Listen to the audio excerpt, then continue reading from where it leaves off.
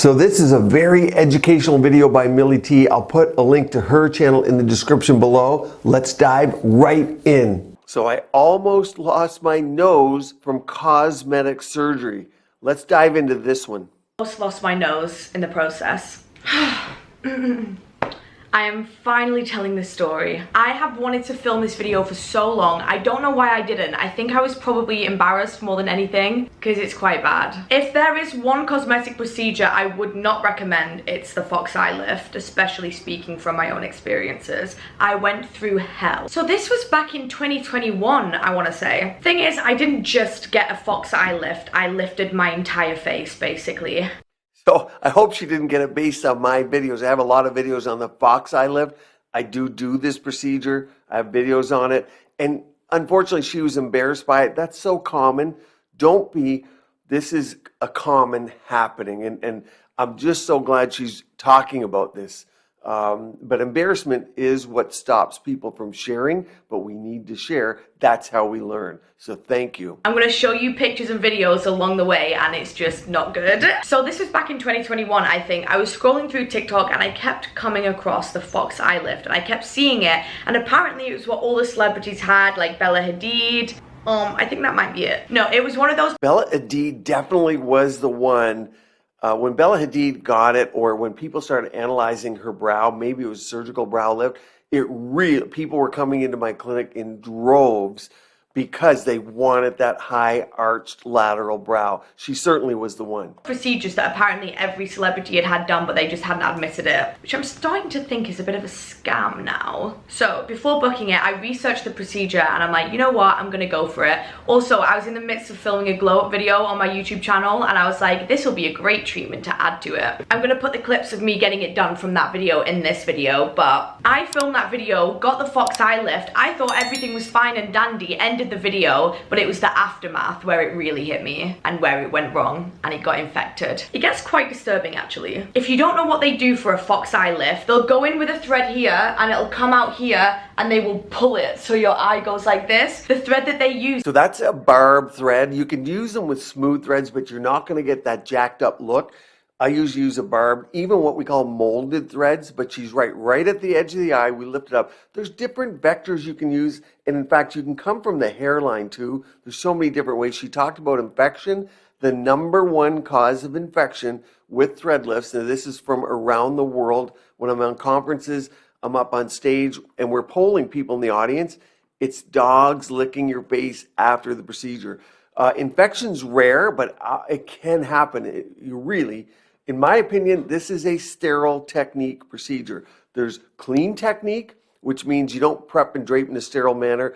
And then there's sterile, which if I go to certain countries, Eastern European bloc, they go into the OR suite, the operating room, and use sterile technique.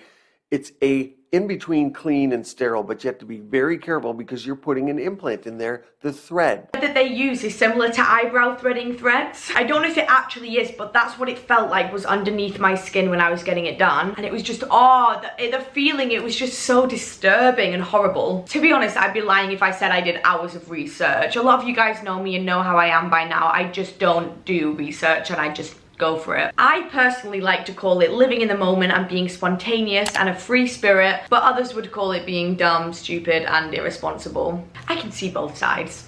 This was 2 years. She's just so honest, it's great. But yeah, you gotta research, you gotta know who you're going to, but you should be able to trust who you're going to see. Aesthetics is optional. She's gorgeous, beautiful brows. But she wanted a little bit of flair. She's obviously in social media. There's always a lot of pressure. I see it every day, people walking into my clinics. This was 2 years ago, and I feel like I've matured a lot in those 2 years because I've had some things happen to me. I've been through some things. Like, I'm a different person now. With the Fox Eye lift, I knew instantly who I would be going to, which was this clinic on Harley Street. And if you don't know what Harley Street is, it's like the most famous cosmetic surgery street in London. It's just a street. It's a classic street. You need to go see it. Go there, have a coffee, just look around. It's like being in Beverly Hills at 4 o'clock. You just walk down Rodeo Drive. Anywhere in Beverly Hills, all the people at 4 o'clock are in their wheelchairs after getting their facelift lined up down the street. Tuesday to Thursday is the most common days for facelifts down there, but everyone's waiting for their drive, face wrapped up. It's a scene. But yeah, England, London, same thing, but a lot more minimally invasive services than surgical. Just a street filled with cosmetic surgery places. And I had followed this page on Instagram that was renowned for their fox eye lift for so long. Hopefully it doesn't go wrong, otherwise I'll cry. Okay, Holly Street. I forgot that this place is really bougie. I think I'm kind of scared. I'm not gonna say their name because I can't be bothered to get sued. Just don't get the fox eye lift done. I'd seen all their before and afters and it really made me want to get it done. And when I decided I was getting it done, I knew I'd be going straight to them. So I did. Big mistake. I get that. Social media is crazy. It drives people to, if you think about someone charging $50,000 for a facelift versus $130,000, what's the difference? It's social media. There's people charging $250,000 for a facelift. And a lot of times at $50,000, $40,000, you're getting a great procedure, a great surgeon. But someone on social media can demand 2 to 3 to 4 times the price of someone not. I get there, I sit down and I say to the woman that I want PDO threads in 3 different places on my face. I went all in. I didn't just get a fox eye lift, I got it done in 3 different areas of my face. I don't think I included one of the areas in the video because I didn't want you guys to judge me too hard for it. So I have a confession to make. I did something bad. Look at her brows here. Do you see they look different? So let's see. Chances are this is after the procedure just by the scene that I'm seeing. But look at her brows, look so much different. Look laterally and look above her left, so right on the screen. You can see some puckering almost just above the eyelid on the right lateral. Typically you can get that. Now it does settle down, and she's right, you can feel the threads in your face. And I typically do 3 in the forehead region. I'll do a couple in the cheek, a couple in the lower face, and a couple along the jawline. I may have also got a fox eye lift. But I didn't film the procedure because I wasn't going to share it because I couldn't be bothered for all the backlash I was going to get. My eyebrows are glued to my temple right now, which probably was a sign that I shouldn't have been doing it in the first place. But if you look on the YouTube video, you can see I have numbing cream here on my face. That's because I was getting PDO threads there. So I got a fox eye lift done, which is supposed to lift your eyes. I also got PDO threads done on my nose. Uh-oh. Let's see how this turns out. I do a lot more of this in Asia. Depending on the face and the nose. Certain noses do okay with threads, but keep in mind, certain countries, people are much more tolerant of side effects, of things going wrong, of pain, and of post-care. Often in Europe, in North America, people need fillers or surgery versus threads. So let's see how this worked out. I just had an injection in my nose. Worst pain I've ever experienced. I basically just wanted it more symmetrical and to lift the tip. I felt like my face looked very creased and swollen around this area. So I got PDO threads to like pull this section of my face back. So yeah, got it all done at once. Oh my God. First, oh my God. I'm actually... I will often do this in sections for people that can't take it, or a lot of people can't take it, but who aren't mentally prepared. After you have it done a couple times, and then you come back, you totally know you can do 3-4 areas, no problem. But for a newbie, like she was a newbie to the threads, I'll often do it in stages. She's so correct. I'm actually getting flashbacks. The first thing that happens is she injects my nose to make it numb. And this pain...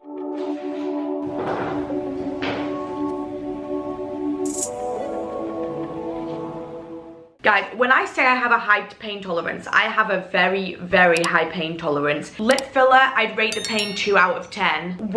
2 out of 10. Most people be like 5 to 6, 7. This girl has a high pain tolerance. Good work. When she injected my nose with this numbing cream, the pain, my eyes instantly was streaming with water, would not stop, like just crying. I was genuinely crying in the chair. She injects the tip of my nose. This is just the numbing stuff, by the way. I hadn't even made it into the surgery room at this point. So I go in the room, there's like a dentist looking chair. I sit down, eyes still streaming from the pain. I had numbing cream here and here as well. I lay down and the surgery was about to begin, or the treatment. When I say surgery, it makes it seem a lot more intense than it is. I'm not passed out, I'm wide awake during the whole process. So the first thing she does is a fox eye lift. We start with that. And that was quite painful, but nowhere near the pain on my nose. Understand there's every clinic will do different things for numbing. Some use nitrous gas. I do a special technique where I inject the lidocaine on the way in just before the thread's going. So I'm just pulsing little tiny bits. And I teach that as well. I think that's a good way to do it. Some people pre-numb, pre-cannulate the area. Some people give people a little medication by mouth before they come in. Every person tolerates pain differently. No doubt this girl has a great pain tolerance. So what she's saying to you is absolutely real. Nowhere near. It was just really uncomfortable because if you don't know what the concept of it is, they basically put a thread through your skin here, comes out here, then they just pull it so your face does that. But the thread that they use feels like eyebrow threads. You know, with the little teeth on it so it grips to the hair and yanks it out. It felt exactly like I had that underneath my skin and it was being pulled. At the end of the Fox eye lift, I was led there and it felt like my eyebrows were glued to my temples. And then it was time for this area. To be honest, this area was the same vibe as the Fox eye lift. They're very like similar areas, so there's not much to say on that. And then it is a movement area, and when you smile big down here, the threads can migrate and pucker a little bit more, but the procedure itself, like she's saying, is very similar. Here's the difference. Up here, you have the periosteum of the bone, so there's not a lot of fat to go through. So some people with poor technique, it can really hurt because the bone, the periosteum, the layer above the bone, is really sensitive, and some people get a headache for 3 to 6 to 8 weeks after if it's done a little aggressively. It came time to do my nose threads. Guys, I'm actually like struggling because it was really horrible, this surgery. Just the pain and the aftermath is just horrible PTSD. It was a very traumatic experience, honestly. The idea of it was just kind of traumatizing. Check her nose out. As I'm seeing her, we'll see what she says, but look at the spot on her nose. That's where we go in to do nose threads. And you can see it's a little, I don't want to say scar because it's a little bruise, but you can see the aftermath. Let's see what she says. I just want to say, if you guys haven't subscribed yet, please press the subscribe button. Apparently like 60% of you that watch my videos aren't subscribed. Heartbreak. Same to me. Why is it 60% of you aren't subscribed? Maybe 80% for my channel. Subscribe. Truly heartbreaking. So with the nose threads, she goes in underneath the nose here, right in between your nostrils here, and then it comes out on the very tip of your nose, and she does the same thing again, pulls it so that your nose goes up like this. The pain that I felt during that procedure on the nose was different. The nose is such a sensitive area. I would have rather got a nose job. I swear to God, I would have rather got a nose job because I would have been passed out and wouldn't have felt anything. This, I was feeling everything. That numbing injection did nothing. And if it And the threads we use on the nose are pretty big. I mean, you're trying to create volume, especially, this is most done in Asia, Korea, Thailand, Vietnam, Philippines, and you're trying to create volume. So we're using thick threads like 18, 16 gauge. She talked about PDO, polydioxanone. Often in the nose, we're using PCL, polycaprolactone. Just lasts a little bit longer for the nose. If you're going to go through that, you may as well have something lasting longer. PDO does not last too long. The results may be 1.5 to 2.5. PCL much longer.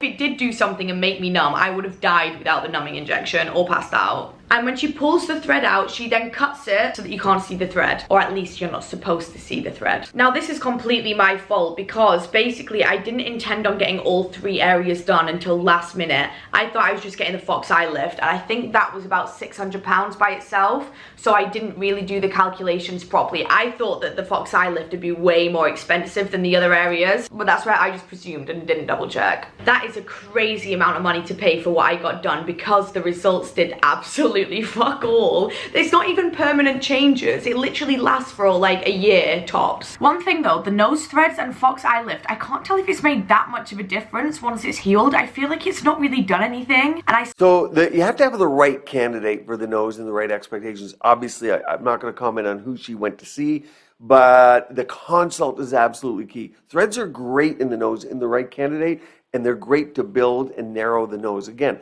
Asian noses lend themselves better to this type of treatment.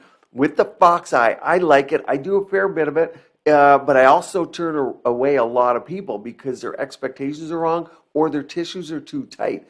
But for a fox eye, you want to do one session, then maybe again at 3 to 5 months, and then one more at a year, and then it does last. You get enough collagen building, type 1 and 3 collagen to help lift the edge of the eye. Also, remember combinations. She's young, but if you have a temple hollow, you can use Sculptra up here, fill it up, and then that helps lift the edge of the brow and anchor the thread. So combinations are best, and the consult is absolutely key.